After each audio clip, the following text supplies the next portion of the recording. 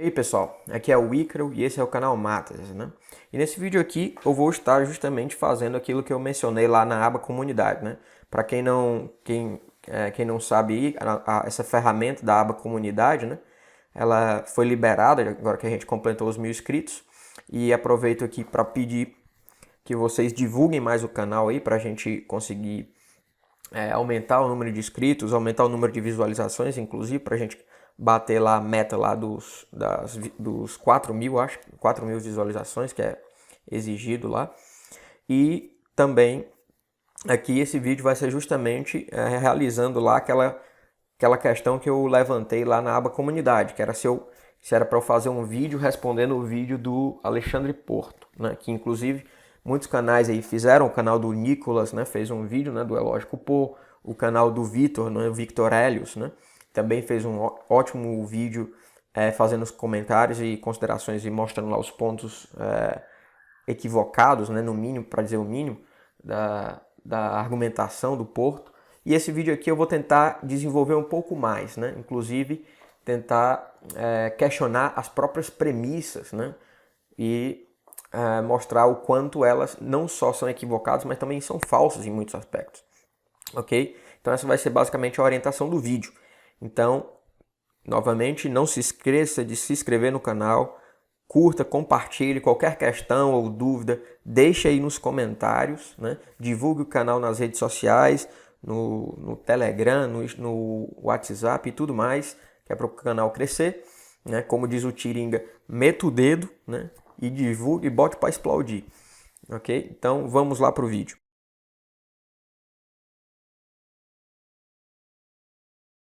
Então, pessoal, aqui entrando já direto na argumentação, né, do Porto, ele apresenta a seguinte estrutura argumentativa, né, no decorrer do vídeo dele. Ele próprio fornece, né, numa espécie de legenda, né, esses argumentos. Então, a primeira tese é a seguinte, né, tudo que existe é uma determinação baseada em uma incompatibilidade. Segunda, a incompatibilidade é uma relação entre determinações que só existe causalmente. Toda forma sofre modificações com o tempo. 4. Formas aptas a se propagar tendem a aumentar a sua população. Aqui eu coloquei do jeito que ele colocou, então não foi um erro meu. Logo, a capacidade de propagação se acumula com o tempo e aumenta aceleradamente. 5. Inteligência, digitalização e produção são tendências naturais. 5A, inteligência é igual a adaptação, que seria, parece que ele é um desenvolvimento dessa quinta tese, né, que ele oferece, como se fosse um desenvolvimento dessa quinta tese, uma espécie de corolário, né? Então, qual é o objetivo dele com isso, né?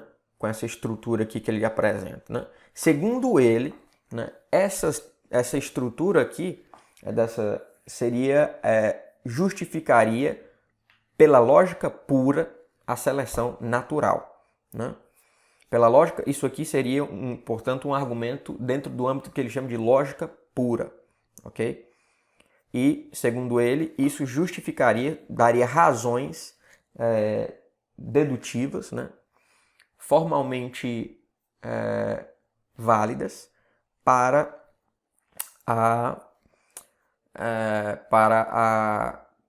a tese da seleção natural, né? Então, o que se observa aqui e o que é o que se observa logo de imediato para quem entende de lógica é que isso não tem uma forma lógica explícita, né? Então, nessa medida você não vê, por exemplo, você vê um conjunto de teses, né?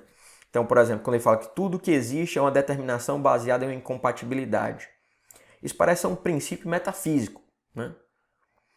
A 2. A incompatibilidade é uma relação entre determinações que só existe causalmente. Isso já é uma definição, né?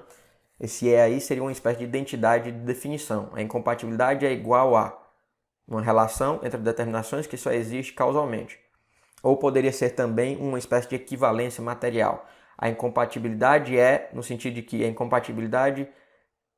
no sentido de que só há incompatibilidade somente se há uma relação entre determinações que só existem causalmente. Essa própria construção aqui ela é extremamente confusa, né? Porque essa construção por um período, né, de subordinação, né? O período composto por subordinação aqui fica muito confuso, porque esse que só existe causalmente. Pela concordância, você vincularia ele à relação, mas fica confuso se a intenção dele era que esse só existe causalmente está vinculado às determinações ou à relação, né?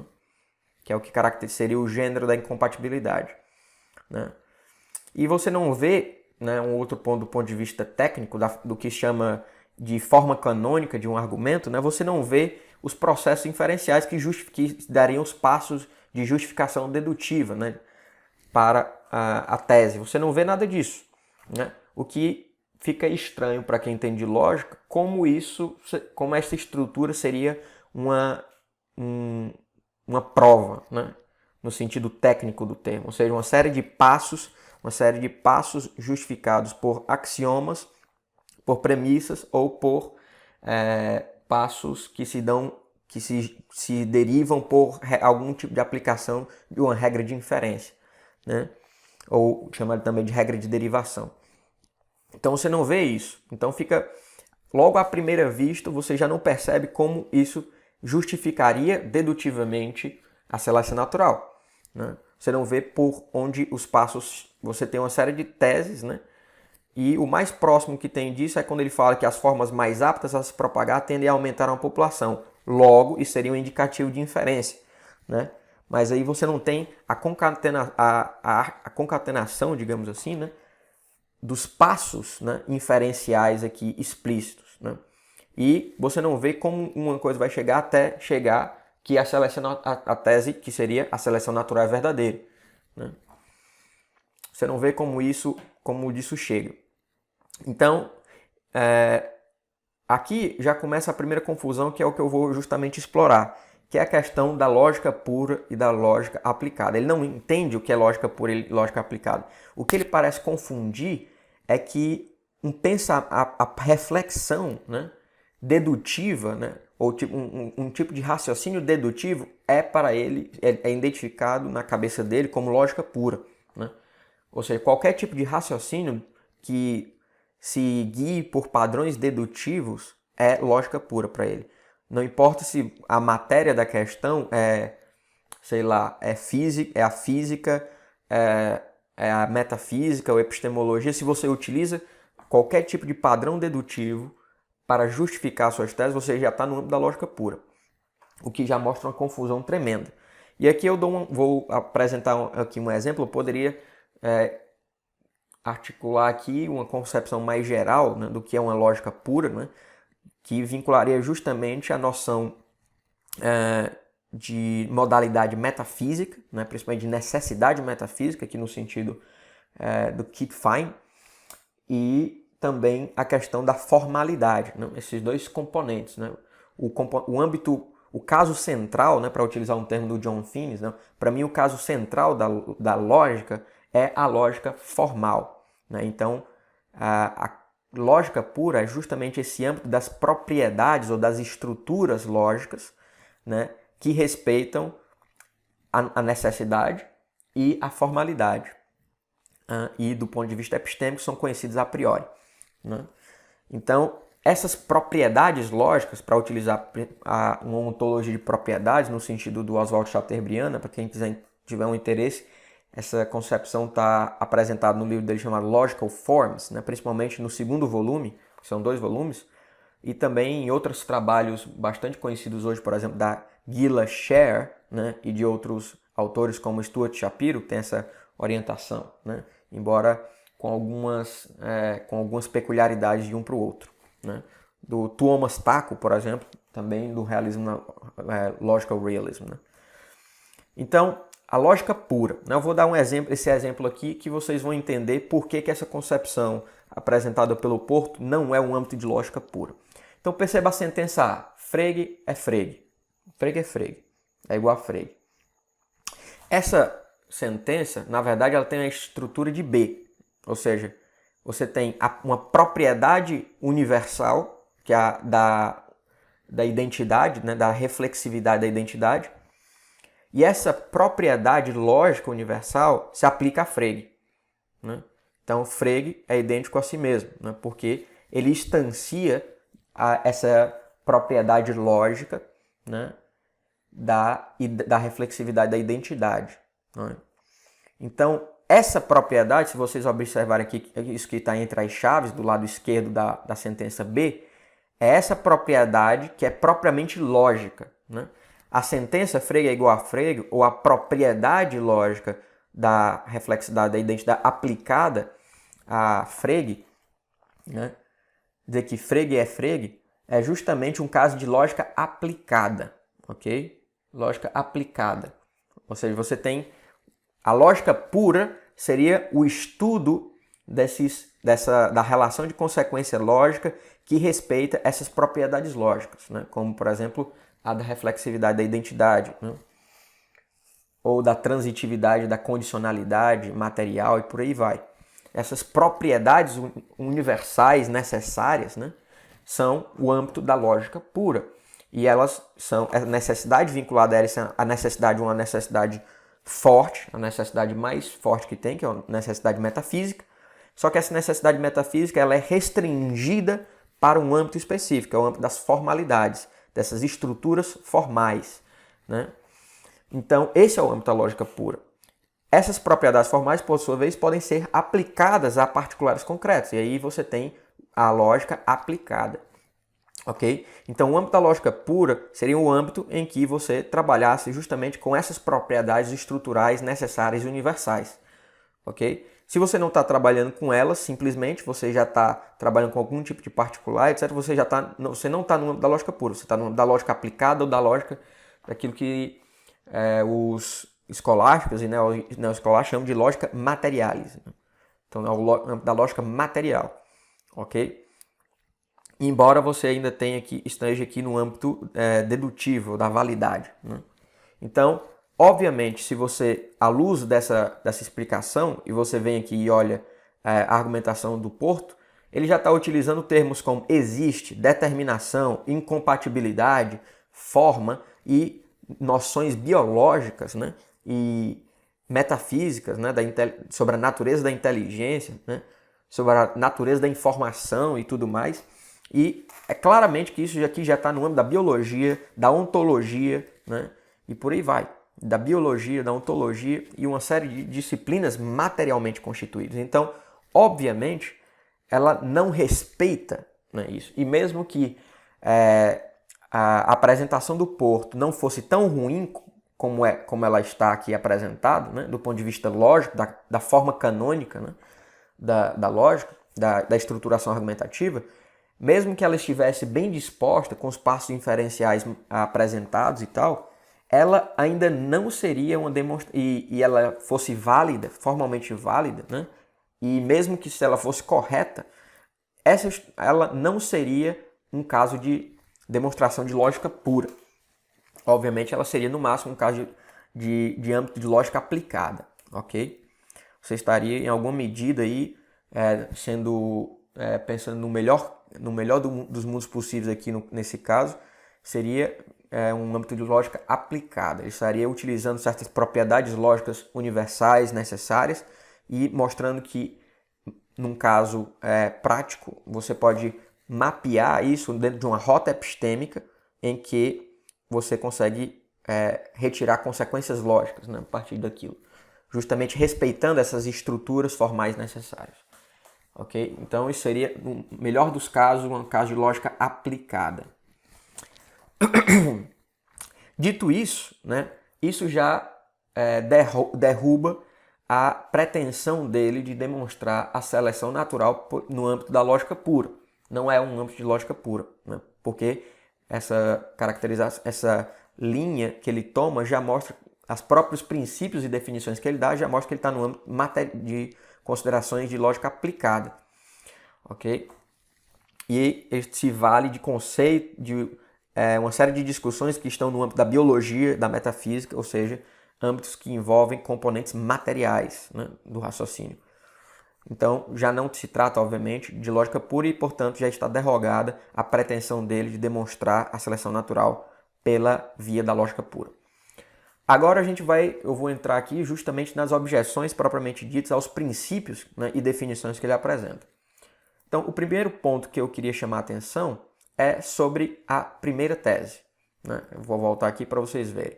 Ele diz que tudo que existe é uma determinação baseada em uma incompatibilidade, ok?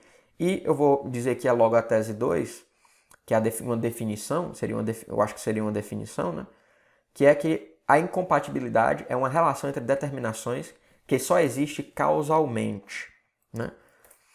Então, a primeira objeção que eu faria é o seguinte: baseado em, essa relação de ser baseado em é igual a ser fundado em, ou seja, a relação de basear-se é a mesma de que fundar?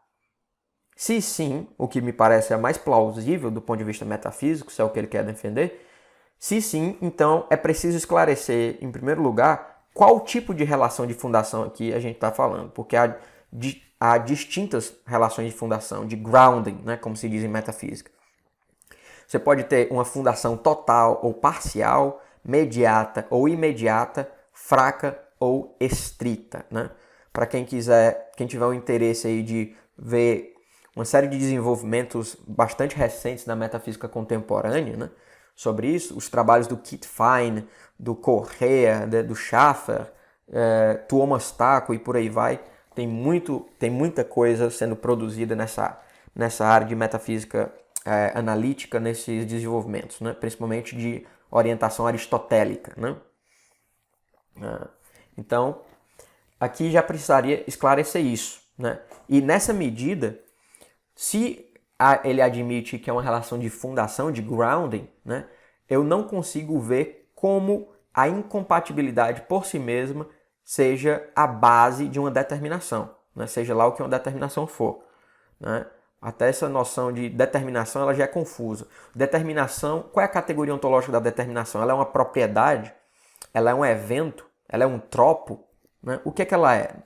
Ela pode ser qualquer coisa, né? A determinação é ela mesma um particular, é universal, né? Parece englobar tudo, e o que engloba tudo não engloba nada, né? Se torna um predicado se torna uma categoria ontológica trivial, né? Se uma categoria ontológica se aplica a tudo, ela acaba não se aplicando a nada de forma muito esclarecedora, né? Se torna uma espécie de predicado trivial, ok? O segundo ponto é justamente sobre a incompatibilidade, né? Ele diz, aqui voltando aqui para vocês verem, na tese 2, que a incompatibilidade é uma relação entre determinações que só existe causalmente, né? Em primeiro lugar, o primeiro ponto que eu diria é que a incompatibilidade não é uma relação entre determinações, né? Na verdade, a incompatibilidade é uma noção modal, ok? A caracterização padrão de incompatibilidade, você diz que A é incompatível com B, né, se é impossível que A conjunção B, ou que o que é logicamente equivalente na lógica modal, você dizer que A é incompatível com B é equivalente ou é definido como necessariamente não é o caso que é a conjunção B, não é isso? A relação de não é possível que, aliás, as noções modais, né, de negação diamond e de box diamond, elas são equivalentes por uma regrinha chamada modal negation, né? Então, essas duas caracterizações aqui que eu coloquei são logicamente equivalentes dentro da lógica modal. Ok? Então, incompatibilidade, você diz que duas coisas são incompatíveis justamente quando a conjunção delas é necessariamente não o caso que você tem a conjunção, ou é impossível que se dê essa conjunção, né? Então, à luz dessa definição, né, que é uma definição padrão de incompatibilidade, né, do âmbito da metafísica da modalidade e da lógica modal, eu não consigo ver como a noção de incompatibilidade pode ser o fundamento de uma determinação, seja lá o que determinação for, né? Porque parece que determinação está muito próximo do que seria uma propriedade, né? Então, não sei muito bem, propriedade aqui num sentido amplo, né? No sentido amplo que pode ser tanto no âmbito da monádico como triádico, etc., em diferentes aridades, né? Então, aqui já não se vê como se dá isso, né? Como no caso da primeira premissa, no primeiro princípio dele, como a incompatibilidade pode ser, portanto, um fundamento de uma determinação, quando a incompatibilidade é justamente essa noção modal de impossibilidade de se dar duas coisas, uma conjunção, né? A e B. Ok? A segundo ponto é justamente que ele diz, se você olhar aqui na definição que ele dá de compatibilidade, que ela é uma relação entre determinações que só existe causalmente. Ou seja, ele parece aqui querer definir que a incompatibilidade está restrita, né, por algum tipo de relação causal, por algum tipo de eficácia causal. E isso está sujeito a muitos contraexemplos, né? Como eu disse, à luz aqui do que eu esclareci aqui do que seja propriamente uma incompatibilidade, né, fica isso claramente sujeito a contraexemplos como a incompatibilidades lógicas e matemáticas, né? Incompatibilidades lógicas e matemáticas, né, são casos de incompatibilidades que não se dão não estão sujeitas, né, a essa condição de causalidade, né? Então, nessa medida, a própria definição que ele fornece no passo 2 seria claramente falsa, né? Essa condição, a 2 ali já seria eliminada de vez, né? Essa premissa 2 dele, ou essa definição que ele utiliza em 2. Né? Incompatibilidade, essa caracterização de incompatibilidade restrita ao âmbito causal. Né? Não há nenhuma razão plausível, né, que justifique essa restrição ao âmbito causal, porque, como eu apresentei aqui, você pode ter incompatibilidades lógicas e matemáticas, que são incompatibilidades que não são causalmente determinadas. Ok? Então a premissa 2 dele já seria falseada. A terceira premissa, eu vou voltar aqui para vocês verem, né, é a tese que toda forma sofre modificações com o tempo. Né? A primeira observação que se pode fazer com relação a ela é que você tem uma confusão entre forma e esquema. Né? Lá no vídeo do Nicolas, se vocês forem ver, o Nicolas apresentou lá uma explicação que ele deu sobre esse negócio de forma, e ele diz que forma são configurações. Né? Ele parece aí, ou então dizer que uma coisa é o que ela é em diferença do que ela não é. Né? Aqui você vê que tem uma confusão entre forma e esquema. Né?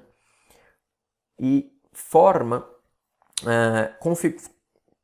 esquema, a noção de esquema é o que ele parece estar chamando de configurações.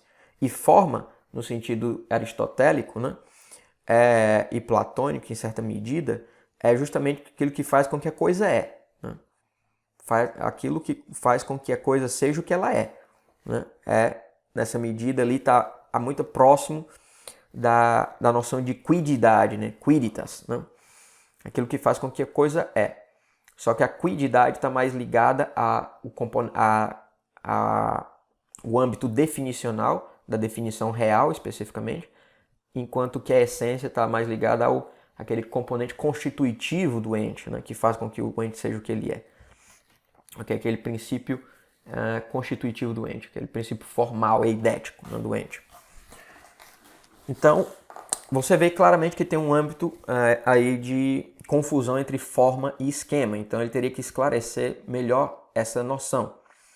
E, em segundo lugar, essa coisa de que toda forma sofre modificações com o tempo. Né? Primeiro que isso é um caso de caracterização metonímica, né? Porque o que sofre a modificação não é a forma, né, mas o ente. Né?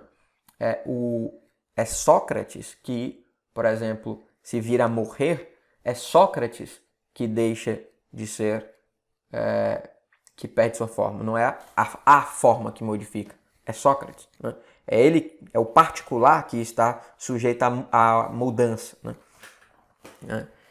Aí se pode entrar na teoria aí teria que entrar na teoria da mudança, em que normalmente o hipokeimenon, né, o sujeito que permanece na mudança, na verdade é a matéria, né, principalmente matéria-prima. Aí a gente teria que discutir mais precisamente a questão de uma teoria, de uma física natural, né, de uma filosofia da natureza, né, da filosofia da natureza ou de uma metafísica da natureza. Né. Mas de qualquer maneira, há claramente uma série de confusões aqui que precisariam ser esclarecidas, o que coloca sob suspenso, né, essa terceira tese. E as outras considerações, né, formas mais aptas a se propagar tendem a aumentar sua população, logo a capacidade de propagação se acumula com o tempo e aumenta aceleradamente. Aqui no caso da tese 4, né, ela está sujeita aos questionamentos da tese 3. Então, na medida em que aquela série de interrogações, na medida em que uma série de questões são colocadas sobre a tese 3, colocando em suspenso, né, o seu valor de verdade, ou mesmo a sua justificação, ela acaba por contaminar também a tese 4, porque a tese 4 é estreitamente dependente, por usar a noção de forma, né? Ela é estreitamente dependente da tese 3. Então, se a tese 3 está colocada sob suspeição, né, então a tese 4 é, obviamente, contaminada por essa suspeição também. Ok? Então, seria preciso um esclarecimento da tese 3 para que também a tese 4 pudesse ser esclarecida. E a quinta tese, né, a tese 5, que é a interarticulação entre inteligência e digitalização e produção como fenômenos, né, naturais, como tendências naturais. Aqui a gente teria que entrar justamente no esclarecimento do que é natural, né? Aí entraria justamente toda uma discussão metafísica muito vigente hoje em dia sobre o estatuto do naturalismo, né?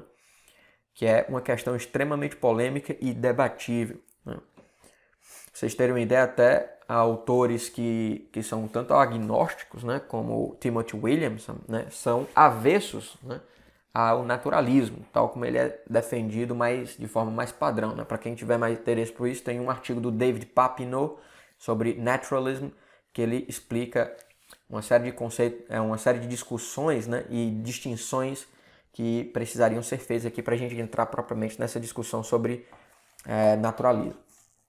E, em segundo lugar, essa segunda tese, que ele vincula à tese 5, que é a tese da inteligência e a adaptação, né?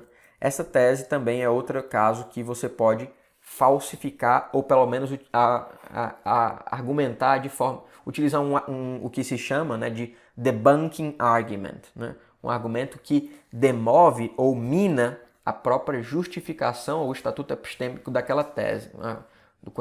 Da justificação vinculada àquela tese, né? E qual é esse problema, né? Esse problema é justamente o problema em torno do argumento evolucionário contra o naturalismo do Plantinga, né?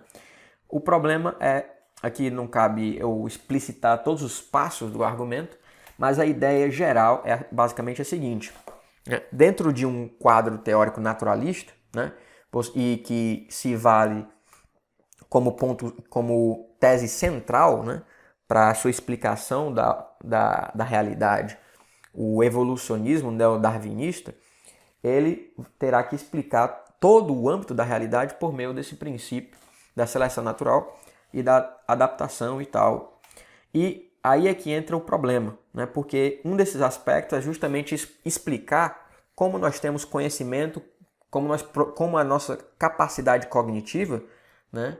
Como as nossas capacidades cognitivas, né? Como o nosso conhecimento e justificação é capaz de produzir conhecimento e crença verdadeira, né?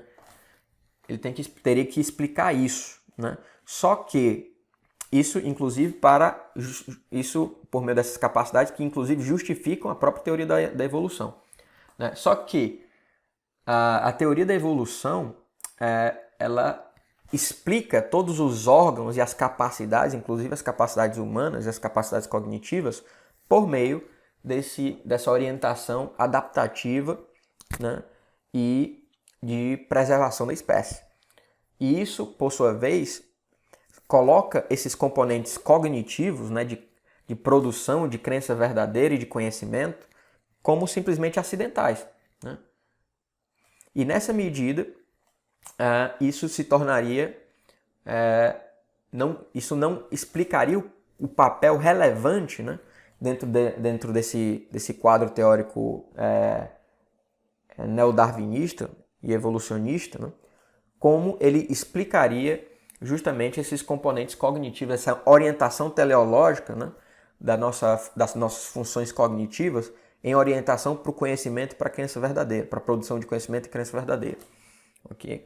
Nessa medida, derrubando, né, na medida em que a tese darwinista não forneceria essa explicação satisfatória para essas funções epistemicamente orientadas, né, você teria, por sua vez, você estaria minando a própria teoria darwinista, por sua vez, né, porque você não explicaria como a teoria darwinista produziria crenças verdadeiras ou conhecimento. Né? E dessa medida você teria uma espécie de debunking da tese darwinista. Ok? Obviamente aqui, esse argumento do Plantinga, obviamente ele pressupõe, né, uma compreensão externalista, né, da justificação e do conhecimento. Né? Então, uma saída, né, para o evolucionista, né, ou do naturalista seria que iguala inteligência como o Porto, que iguala inteligência e adaptação, ele teria que se valer de algum tipo de concepção internalista. Só que o problema é que concepções internalistas estão sujeitas a objeções muito fortes, né? Inclusive a uma posição minoritária, né, no âmbito da epistemologia.